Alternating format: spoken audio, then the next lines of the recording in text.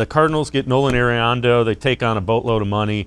How similar is the prospect haul to that the Cardinals got to what the Indians got in the Lindor trade? And neither of them kind of wow you as far as what you got in return for star players.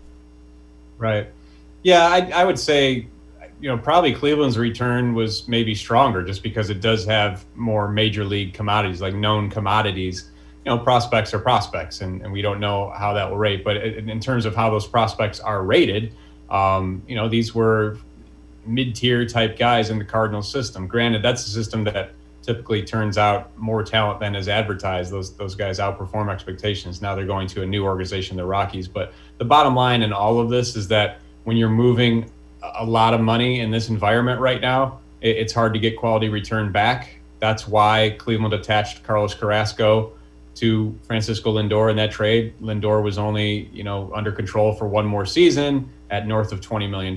His trade value was just not, it did not match in real life, perhaps where it is in a fan's, hopes and wishes for the kind of prospect haul the Indians could have gotten back in that deal. It's the same thing with Arenado. That's a franchise cornerstone type player, but with a major contract north of $200 million. So the Rockies did what they could. It was a mistake to sign that deal with Arenado. That's really what it boils down to. They put themselves in a bad position. And this is what I tried to explain about Lindor in Cleveland, leading up to his, impending free agency. It's not that a team can't afford the player himself. It's affording him and being able to do the other things around him, and maintaining a payroll that's, commensurate with, attendance and market size and all these different factors. Colorado really punched up with that Arenado deal, and it felt good at the time, I know, for the fans, but very quickly they proved they weren't ready to spend around him. And if you're not ready to do both, you shouldn't sign the player in the first place. So Cleveland obviously came to the conclusion they were not ready to do both.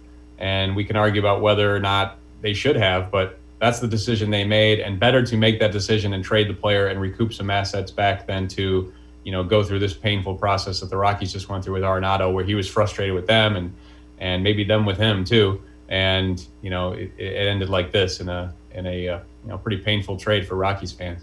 Well, yeah, and that was the whole impetus of that was Arenado went to them and said, you basically sold me a bill of goods. You said you were going to build around me, and you weren't able to. Right. Yeah, that's basically what it was. A player signs that deal. He's in a place where he's comfortable, but these players are competitive, and no one's more competitive than Nolan Arenado.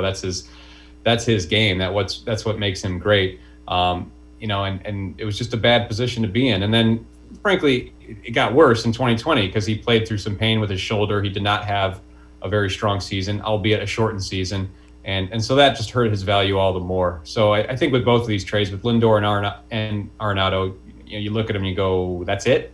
But the financials being what they are, you can understand why, these were the best deals these teams could make.